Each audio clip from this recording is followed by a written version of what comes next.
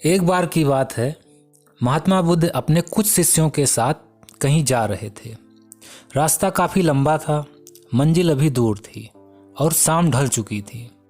जहाँ पर महात्मा बुद्ध अभी पहुँचे थे, वहाँ से कुछ ही दूरी पर एक गांव दिखाई पड़ रहा था। महात्मा बुद्ध ने अपने शिष्यों से कहा, आज की रात हम लोग इसी गांव में विश्राम करेंगे। गांव में पहुँचते ही पूरे गांव में शोर हो गया कि महात्मा बुद्ध जी हमारे गांव में पधारे हैं। यह सुनते ही सभी गांव वाले महात्मा बुद्ध व उनके शिष्यों की आवभगत करने लगे और एक एक कर अपने दुखों का निवारण पूछने लगे। महात्मा बुद्ध भी एक एक कर सभी के मन में उठ रहे प्रश्नों का उत्तर देते जा रहे थे। इतने में ही एक ग्रामीण ने महात्मा बुद्ध से कहा, महात्मन, हम सभी ग्रामवासी सच्चे हृदय से ईश्वर की पूजा उपासना करते आ रहे हैं, परंतु हमारे गांव में एक महामूर्ख व्यक्ति रहता है। वह गरीब तो है ही, पर वह मूर्ख भी है और धूर्त भी। वह व्यक्ति हर समय हमारे परमपिता परमेश्वर को अपनी गरीबी के लिए कोसता रहता है। हमारे ईश्वर, हमारे भगवान के प्रति अपशब्द बोलता रहता है। हमारे लाख समझाने से भी नहीं समझता, उल्टे हम लोगों को ही अपशब्द बोलने लगता है। हमारे ईश्वर का एक मूर्ख व्यक्ति के द्वारा ऐसा अनादर असहनीय है महात्मन। अब आप ही बताएं कि हम लोग क्या करें। महात्मा बुद्ध मुस्कुराते हुए बोले, आप लोग कृपा करके उस व्यक्ति को मेरे पास बुला लाएं। यह सुनकर वह ग्रामीण बोला, अरे नहीं नहीं, मैं यह अपराध नहीं कर सकता भगवान, क्योंकि वह मूर्ख व्यक्ति आपको भी अपशब्द बोलेगा, आपका भी अनादर करेगा। मैं यह पाप नहीं कर सकता महाराज। महात्मा बुद्ध ने उस ग्रामीण को समझाते हुए कहा, तुम लोग मेरी चिंता मत करो, बस उस व्यक्ति को मेरे पास बुला लाओ। उससे कहना कि मैं उसके दुखों को दूर करने आया हूँ। महात्मा गौतम बुद्ध के इस प्रकार आग्रह करने पर कुछ ग्रामीण उस मूर्ख व्यक्ति को बुलाने चले जाते हैं। पहले तो वह व्यक्ति किसी साधु सन्यासी के पास जाने से मना कर देता है और कहता है कि ये सभी साधु सन्यासी ढोंगी होते हैं। पर जब उसके गांव वाले बताते हैं कि स्वयं महात्मा बुद्ध उसे बुला रहे हैं क्योंकि वे उसके दुखों का निवारण करना चाहते हैं, तो वह मूर्ख व्यक्ति उनके पास चलने को तैयार हो जाता है, क्योंकि उसने पहले भी महात्मा बुद्ध जी के बारे में सुन रखा होता है कि वे बहुत सारे लोगों के दुखों का अंत कर चुके हैं। अतः ग्रामीणों के समझाने पर वह अनमने ढंग से चलने को तैयार हो जाता है। सभी लोग उसको लेकर महात्मा बुद्ध के पास पहुंचते हैं। महात्मा बुद्ध के पास पहुंचते ही वह व्यक्ति बुद्ध को घूरकर देखते हुए कहता है, क्या बताना चाह रहे हो मुझे?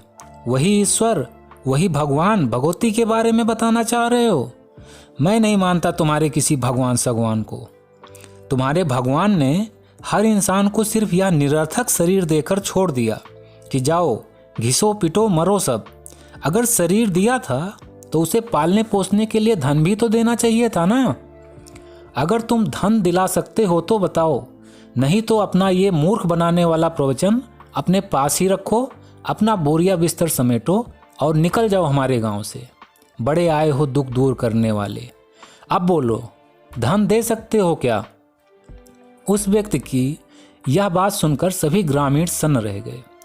ग्रामीणों ने महात्मा बुद्ध की तरफ देखा तो देखा कि बुद्ध उस व्यक्ति की यह सब बातें सुनकर क्रोधित होने की बजाय मंद मंद मुस्कुरा रहे थे। बुद्ध समझ चुके थे कि इस नास्तिक इंसान को सिर्फ धन की भाषा से ही समझाया जा सकता है। उन्होंने उस व्यक्ति से कहा, तुम तो अनायास ही उत्तेजित हो रहे हो। मैं तो सन्यासी सा जीवन व्यतीत करता हूँ, जिसके लिए मुझे धन की आवश्यकता पड़ती ही नहीं। मैं तो जन कल्याण के लिए ज्ञान बांटता हूँ। मेरे लिए ज्ञान ही मेरा सबसे बड़ा धन है। पर जिस धन की तुम बात कर रहे हो, वह धन मैं तुम्हें एक राजा से दिलवा सकता हूँ, परंतु उसके बदले तुम्हें राजा को भी कुछ देना होगा। यह सुनकर उस व्यक्ति ने कहा, कुछ देना होगा? परंतु क्या? मैं तो निर्धन व्यक्ति हूँ। मेरे पास ऐसा क्या है जो मैं एक राजा को दे सकूं? तब महात्मा बुद्ध बोले, दरअसल बात यह है कि उस राजा का एक बहुत ही खास मंत्री है जो राजा को अत्यधिक प्रिय है। परंतु समस्या यह है कि राजा के उस मंत्री की एक आंख खराब हो गई है जिससे वह देख नहीं सकता। अतः उस राजा के सबसे अच्छे वैद्य ने कहा है कि अगर किसी जीवित मनुष्य की एक आंख मिल जाए तो वह उसके मंत्री की खराब हुई आंखों को ठीक कर सकते हैं। अतः राजा को एक जीवित मनुष्य की आंखों की तलाश है, जिसके बदले में वह राजा हजारों सोने के सिक्के देने को भी तैयार है।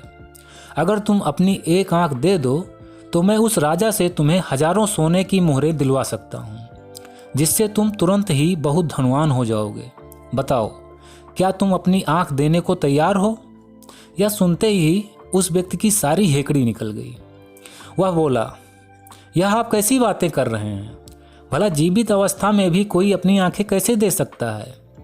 तब महात्मा बुद्ध बोले, अभी कुछ ही देर पहले तुम अपने इस शरीर को निरर्थक कहकर भगवान को कोस रहे थे। तो जिसका तुम्हारी नज़रों में कोई अर्थ नहीं है, कोई मूल्य नहीं है, तो भला उस निरर्थक शरीर के एक छोटे से अंश के बदले हजारों स्वर्ण मुद्राओं का सौदा क्यों नहीं कर सकते? वैसे भी तुम्हारे पास तुम्हारी एक आंख तो रहेगी ही, जिससे तुम अपना जीवन यापन भी कर सकते हो और धनवान भी हो सकते हो। यह सुनकर वह व्यक्ति बोला, नहीं नहीं, मैं ऐसा नहीं कर सकता। मैं तो क्या, ऐसा तो कोई भी नहीं कर सकता। यह सुनकर महात्मा बुद्ध मुस्कुराए और बोले, तुम चाहो तो मैं तुम्हारी एक आंख के बदले 1000 नहीं बल्कि 10,000 स्वर्ण मुद्राएं भी दिलवा सकता हूँ। यह सुनकर वह व्यक्ति खींचते हुए बोला, नहीं महाराज, मैं अपनी आंखें नहीं दे सकता। फिर बुद्ध बोले, क्या तुम 1,00,000 स्वर्ण मुद्राओं के बदले अपनी एक आंख देना चाहोगे? यह सुनकर वह व्यक्ति चिल्लाते हुए बोला, नहीं, मुझे कोई धन नहीं चाहिए। 1,00,000 तो क्या, 10,00,000 स्वर्ण मुद्राओं के बदले में भी नहीं दे सकता। राजा अपना सारा राज्य दे दे तो भी नहीं दे सकता। मुझे अपनी आंखों का सौदा ही नहीं करना है। यही कहते कहते उस व्यक्ति की आंखें भर आई। वह लज्जित होकर महात्मा बुद्ध के चरणों में गिर पड़ा और रोने लगा। तब महात्मा बुद्ध उसको उठाते हुए बोले, ईश्वर ने जितनी भी अनमोल चीज़ें मनुष्य को दी हैं, ज़्यादातर लोग तुम्हारी तरह ही उसको अनदेखा करके ईश्वर को कोसते रहते हैं। अभी कुछ देर पहले ही जिस शरीर को तुम निरर्थक बेकार कह रहे थे, उसी शरीर का एक छोटा सा अंश भी तुम लाखों स्वर्ण मुद्राओं के बदले नहीं दे सके। अक्सर होता क्या है कि जो चीज़ें मनुष्य को मुफ्त में ही मिल जाती हैं, मनुष्य उसकी कीमत नहीं समझ पाता। समस्त मनुष्य जाति को इस मनुष्य रूपी अनमोल जीवन देने के लिए उस परम पिता परमेश्वर का कृतज्ञ होना चाहिए, आभार व्यक्त करना चाहिए। इसी में मानव जाति का कल्याण निहित है। अब मोरल ऑफ स्टोरी। तो दोस्तों, धूप, अग्नि, जल और वायु, इसके बिना मनुष्य तो क्या, किसी भी जीव जंतु के जीवन की कल्पना भी नहीं की जा सकती। परंतु क्या हम लोग कभी भी इसके लिए भगवान का आभार व्यक्त करते हैं? जबकि इस सब के बिना जीवन जीना असंभव है और ना ही कोई इसे खरीद सकता है। यह उस ईश्वर की कृपा है हम सभी पर, जो उसने इतनी सारी अनमोल चीज़ें मुफ्त में दे रखी हैं। हमें इसके लिए उस ईश्वर को धन्यवाद कहते रहना चाहिए। अगर सुखी जीवन व्यतीत करना है तो हमेशा उन चीज़ों के बारे में सोचें जो आपको हासिल हो चुकी हैं। अक्सर लोग उन चीज़ों के बारे में सोच सोच कर दुखी होते रहते हैं जो उनके पास नहीं होती हैं, और अगर वह चीज़ हासिल भी हो जाए तो वह उसे भी भूल जाते हैं और फिर कोई नई चीज़ को हासिल करने के लिए दुखी हो जाते हैं। दोस्तों, याद रखिए कि खुशी या दुख कहीं बाहर नहीं होता है, वह हर इंसान के अंदर ही होता है। वह इंसान अगर किसी चीज़ के बारे में अच्छा सोचेगा तो खुश होगा, और अगर बुरा सोचेगा तो दुखी ही होगा। आपको खुश रहना है या दुखी, यह आप पर निर्भर करता है, ना कि किसी बाहरी वस्तु पर। ओके फ्रेंड्स, तो हंसते रहिए, मुस्कुराते रहिए, हर दिन कुछ अच्छा सीखते और सिखाते रहिए। मैं मिलता हूँ नेक्स्ट वीडियो में एक नई मोटिवेशनल स्टोरीज के साथ। तब तक के लिए take care, wish you all the best, bye bye.